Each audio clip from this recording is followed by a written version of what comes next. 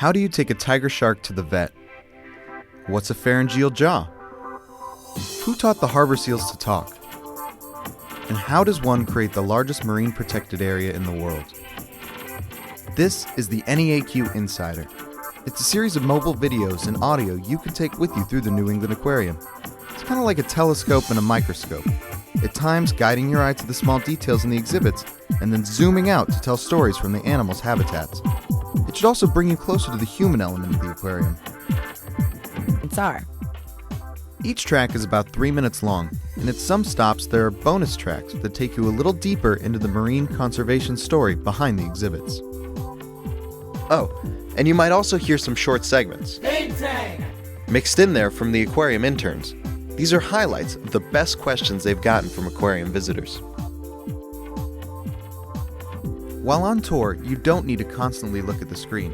The audio should let you know where to be in the aquarium and what to look at. So follow our lead through the aquarium and these 10 tracks of the Neaq Insider. Hey! Okay. Hey! Yeah! Good boy. Come over to this tank here, right behind the ticket counter outside of the aquarium entrance. If you're not standing in front of the glass looking at the seals, pause the tour now and make your way to the exhibit. Again, the harbor seals are actually outside of the aquarium in the front. I'm Jenny Montague. I'm the Assistant Curator of Marine Mammals.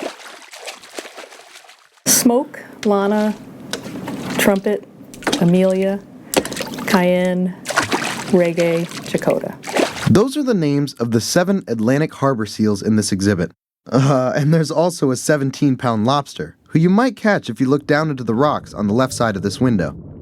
But if you really want to identify the seals, you should look at their undersides. In the harbor seal exhibit, there are 2 specific families. Smoke is the matriarch of one, Trumpet of the other. The main difference that you see is in their hair color or their fur patterns. Smoke's family just has cream-colored or one-colored, single-colored bellies, and Trumpet's family all have very distinct black spots on their underside. Like that one, sporting his spots. And whoa, more spots. Must be from the Trumpet family.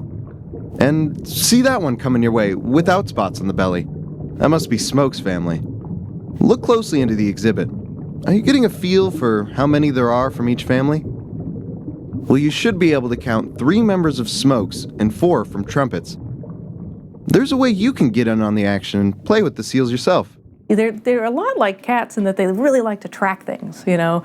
We've actually played with different lights in the exhibit. She seems to like to follow light-colored things. Sometimes kids will come out with plush seals, you know, little white seals, and she'll follow them in a circle, or she'll race along the exhibit and chase them down. If you think about how seals catch fish and they move quickly and their heads move and they're trying to track the, you know, which way the fish is going, that's probably what gets them interested in following something that's moving quickly. See if you can get some tracking game going with the seals. You might need some more room, but please don't tap on the glass or yell at the seals. Did you get them to play along? Anyway, speaking of yelling. Hi, my name is Katie, and I'm a teen intern here at the aquarium. Isn't this the tank where you guys had the talking seal? And what kinds of things did he say? Yes, this is the tank where we had a talking seal. His name was Hoover. Now, most seals make some kind of vocalization, but Hoover's was different. His vocalizations started to sound like words. At first, it started out with simple words like, hey.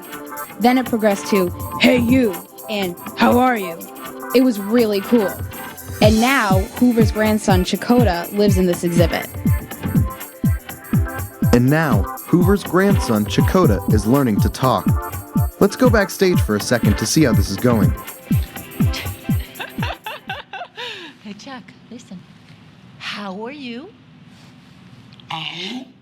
With Chakotah, we tried to see if maybe it would be easier for him if we didn't focus so much on the particular sound as the rhythm. How are you? How are you? Okay. And throw some patterns together. So his how are you, he didn't learn how are you, he learned how are you? How are you? And what we're finding is his enunciation is not quite as good as it is with the individual words. Chakotah is getting there, but Granddaddy Hoover was light years ahead with the talking. His speaking just kind of kicked in one day, and supposedly he learned how to talk from people on the street. If you listen closely, you'll even hear how he learned a Boston accent, dropping his I's and sporting attitude, especially when he was saying his own name.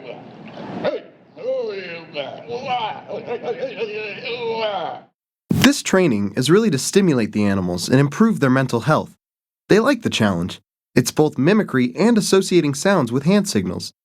You can see the harbor seal training sessions live. Check the aquarium schedule for training times. But some of the best behaviors the seals do are their natural habits, like that imitation of a buoy.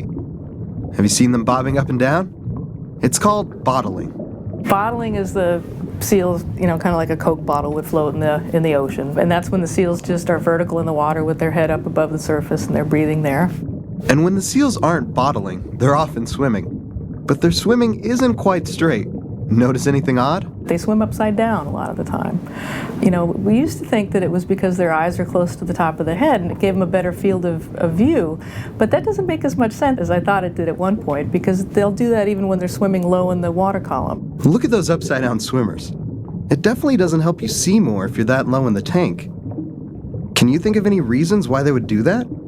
Something else you might see would be the seals sleeping on the bottom of the exhibit. And they oftentimes will lay flat on their back and just kind of bob and roll as the other seals swim by. And we've had more than a few people that thought the seals were dead. So let's tiptoe around the sleeping seals and head to the next stop, inside of the aquarium. Check your tour map for details. This is also a good opportunity to take advantage of the aquarium staff. If you have any general tour questions, you can ask a staff member at the entrance to the aquarium. You can even share your solution to the upside-down seal swimming mystery.